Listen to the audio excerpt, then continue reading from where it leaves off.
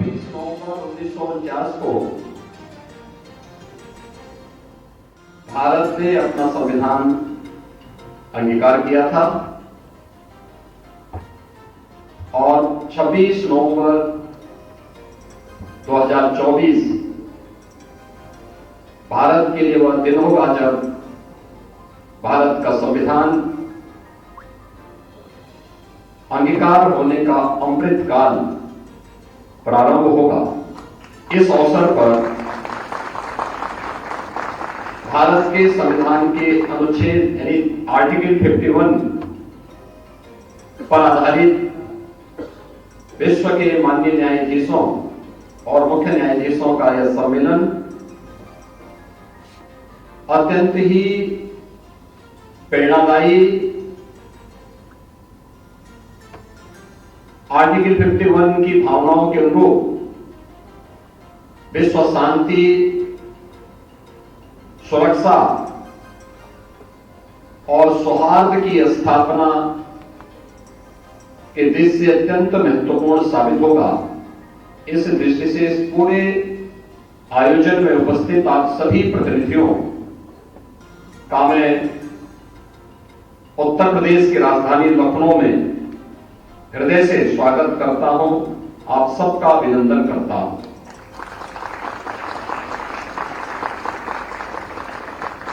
इस सम्मेलन में आप सभी माननीय अतिथियों को, बहुत सारे अतिथि ऐसे होंगे जिनको कई बार इस सम्मेलन में आने का अवसर प्राप्त होगा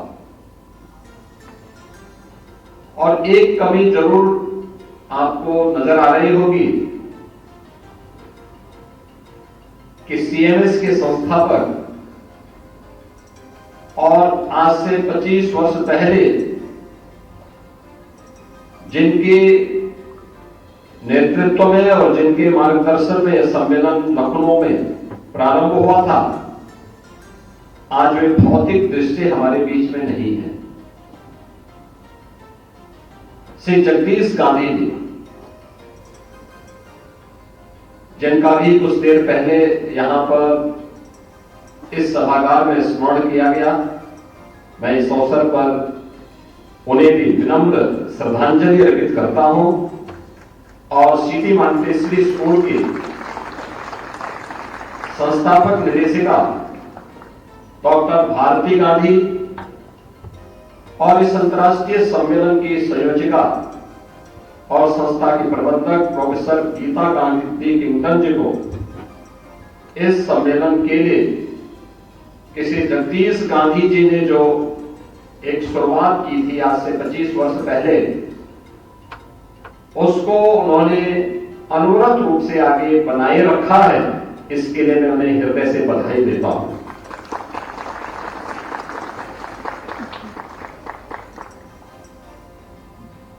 हम सब जानते हैं, अभी हाल ही में प्रधानमंत्री मोदी जी ने संयुक्त राष्ट्र के समिट ऑफ द फ्यूचर को संबोधित करते हुए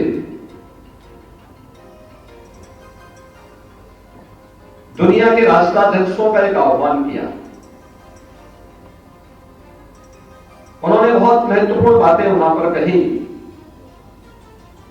कि मानवता की सफलता युद्ध में नहीं बल्कि सामूहिक शक्ति में निहित है।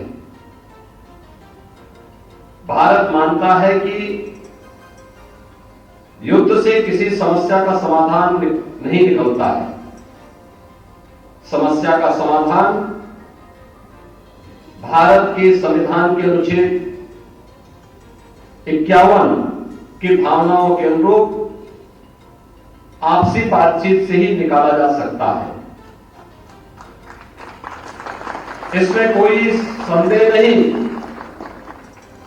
कि आज युद्ध एवं आतंकवाद का दंश झेल रहे विश्व के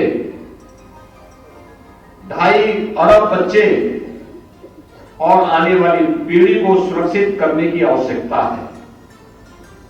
हमारी नैतिक जिम्मेदारी है कि हम उनके लिए विरासत में एक सुरक्षित समाज छोड़ जाएं।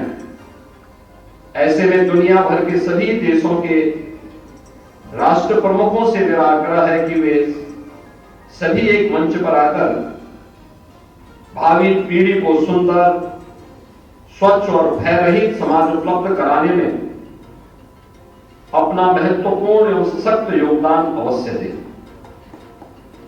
प्रधानमंत्री मोदी जी का यह वक्तव्य संयुक्त राष्ट्र संघ के समिट ऑफ द फ्यूचर में एक अत्यंत ही मार्मिक और विश्व शांति की दृष्टि से मील का पत्थर साबित होने वाला वक्तव्य है।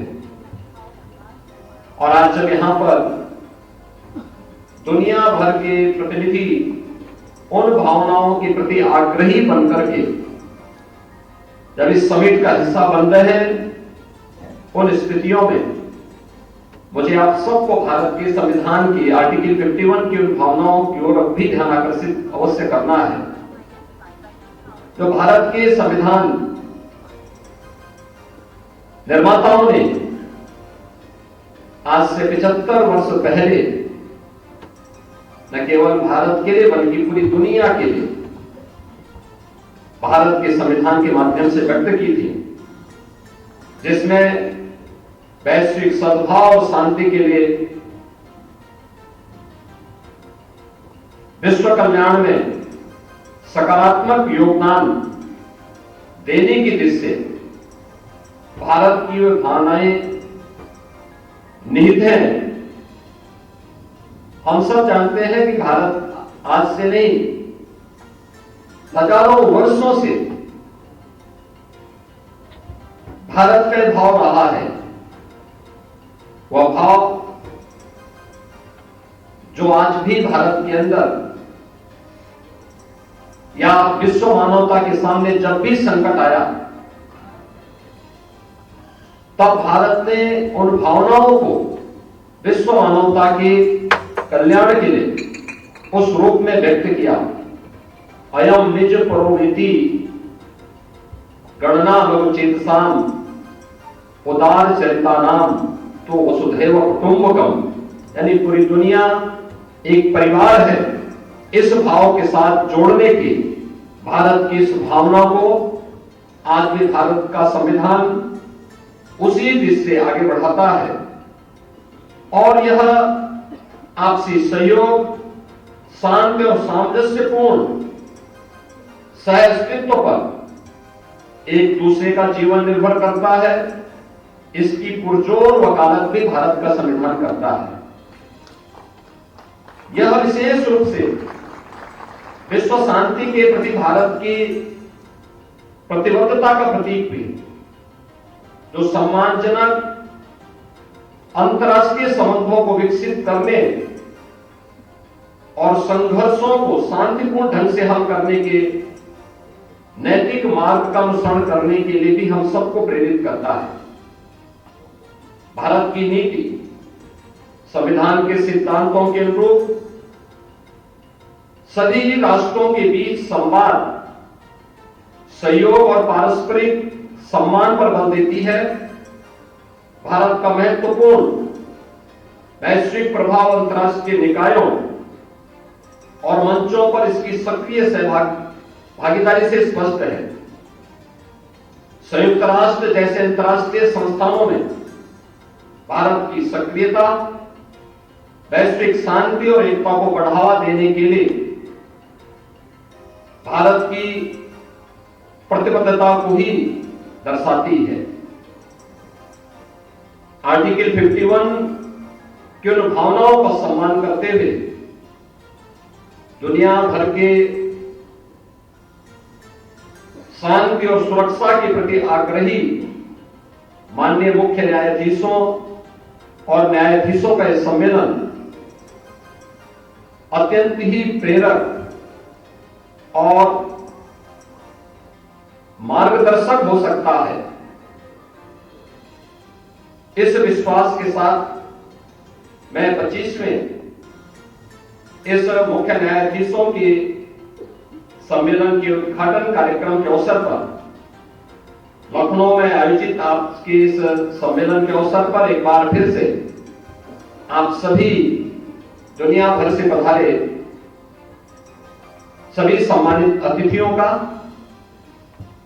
उत्तर प्रदेश की राजधानी लखनऊ में हृदय से स्वागत करता हूं, अभिनंदन करता हूं और विश्वास व्यक्त करता हूं कि हम सब भारत के संविधान के आर्टिकल 51 की भावनाओं के अनुरूप विश्व शांति और सुरक्षा के प्रति भारत के संविधान निर्माताओं की भावनाओं के अनुरूप विश्व के कल्याण का मार्ग प्रशस्त करने के इस अभियान का हम सब हिस्सा बनेंगे।